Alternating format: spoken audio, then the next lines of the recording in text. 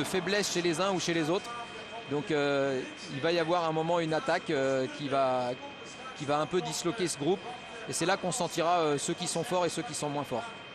On est rentré donc dans les 10 derniers kilomètres de cette troisième étape et toujours 3 minutes à peu près, 3 minutes 30 d'avance pour les 6 hommes de tête. La victoire, ça ne fait plus l'ombre d'un doute, se jouera entre ces 6 coureurs. Exactement.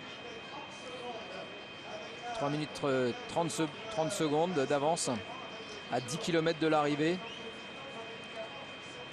Là maintenant, il va falloir vraiment être très vigilant sur les hommes de tête.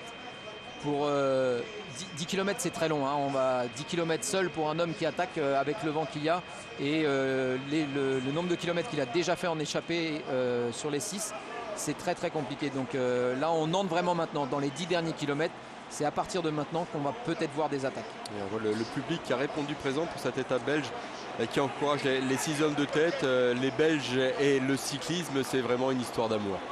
Oui, on le sent quand on vient courir en semaine des kermesses, il y a toujours du monde. On a affaire à un public de spécialistes, de connaisseurs, des gens qui connaissent vraiment le vélo. Et puis, je pense que le coureur belge va être très très supporté sur la ligne d'arrivée. Ouais, et puis c'est vrai, ils connaissent bien le vélo, ils viennent un peu partout.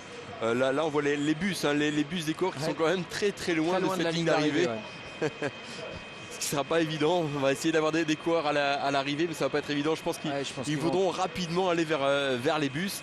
Et pas facile forcément pour nous pour travailler à l'issue de cette troisième étape des 4 jours de Dunkerque. Il faut être à l'affût.